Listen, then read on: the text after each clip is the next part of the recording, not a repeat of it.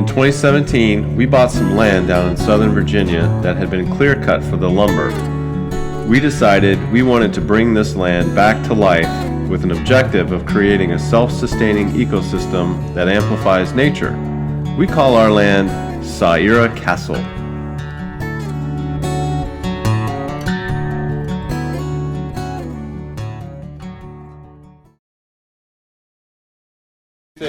Two skills that we're working on learning today. They're probably most people think they're really simple or have done it before, but we haven't, so this is kind of new for us. But hey, go away from there. The first one is I'm working on making beeswax candles, and if I can come over here and hopefully I can film with this camera.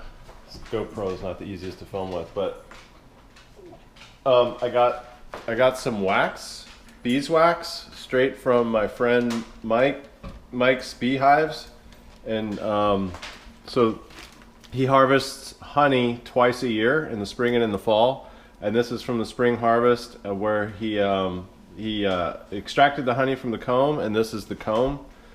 And I told him that I wanted it. He was going to throw it out. I was like, hey man, I want that. I'm going to try to make some candles out of it. So this is just beeswax from a bee honeycomb, and then Cindy bought these jars for holding the melted wax. So we're going to try to make some candles, beeswax candles, with these jars and this honeycomb. I'm heating up some water here on the stove, and we're going to melt the beeswax and mix it with some coconut oil, because I read that coconut oil doesn't burns better than the beeswax. Beeswax needs a really hot flame to burn. So we're going to try to mix those two ingredients. This is going to be our first cut at making beeswax candles.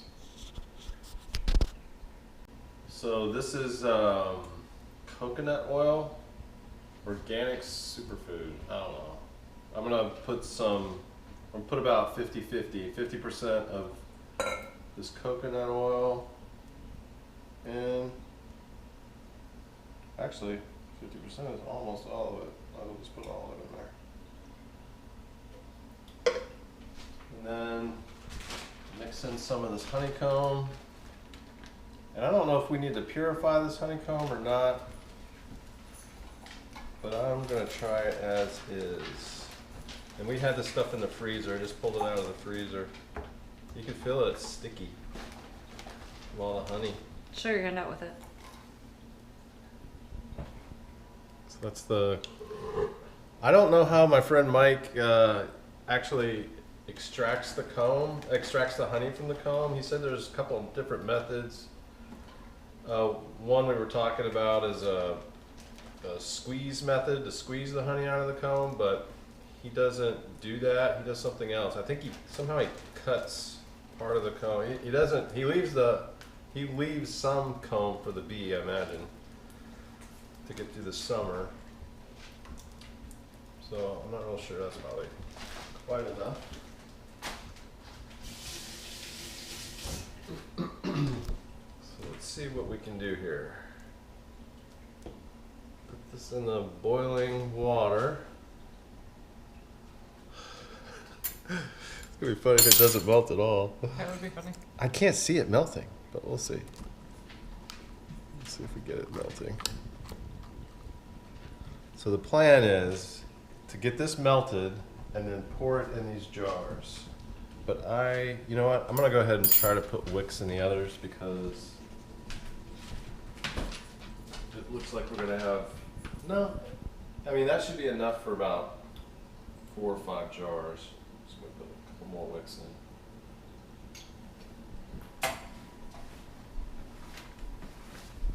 I have put some water in here, so I'm gonna get the water out before I put the little sticky thing in there.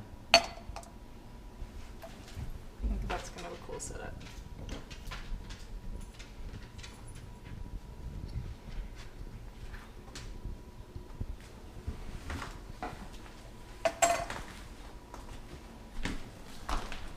So I take these two-way sticky pads. That's probably way too close. Oh. These two-way sticky pads.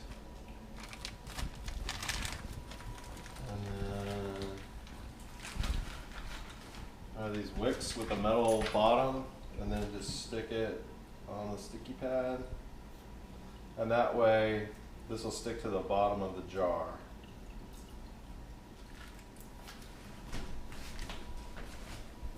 Oh, that's pretty cool. So what does the metal thing do on the top metal of the other thing ones? just keeps the wicks centered, but we only have 2 of them, so. Yeah. Until I make you more. Going down.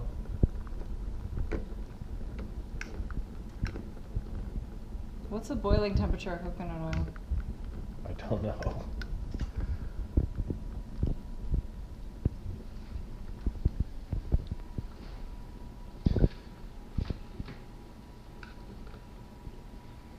So it's got all the colors of the impurities of the comb. I don't know what all these dark.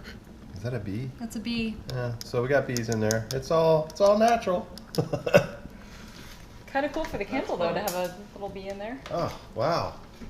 So I wonder if there's another bee. So I wonder if that's what all the dark coloration is. Probably so.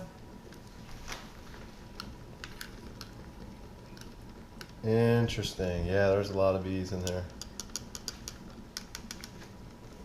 I don't know the exact process for extracting honey from the comb, but it looks like it does take some bees with it. But it is stored sustainably. It is no harm to the bees other than Other than the ones little that harm to died. bees. But the whole hive is like he maintains. Yeah, the hive is still intact. Yep. They still. By no means does he kill the hive just to Yeah. get honey and the honeycomb out of it. No fire is involved. And he's got 5 hives? He has 5 hives now, 2 that are actively producing honey at the moment. That's so cool. And I don't know, this is the first time I've ever done this, so I don't know if this comb is like totally gonna melt into liquid or if it just remains solid. Like I don't know if it's 100% wax. Or maybe we need to filter this through a cheesecloth. Do we have any cheesecloth? We have paper towels. We have cloth. Maybe we could use cloth. Some kind of. Well, the cheesecloth is like thinner, so stuff goes through it. Like the other cloth is just too thick. You don't think the honey would go through that? I don't. I think I get stuck in it. But we do have. Okay. So I'm trying to figure out this pour process. It's not working too hot. Let's try. I was trying to filter out some of the thick pieces of matter that come out. It's kind of difficult.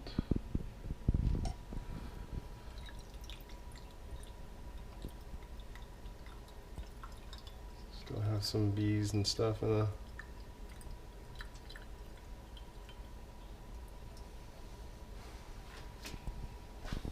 Oh, I should go a little bit more in there. What? That pulled right off the bottom. Yeah. Stick it in there again. Just. Okay.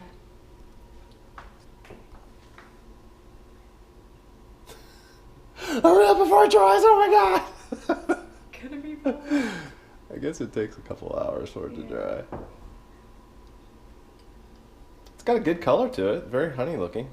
It does. It's really pretty. It smells so good. There. That's better. A little wonky. You can see what's spilled is already cooling and hardening Yeah. in the tinfoil.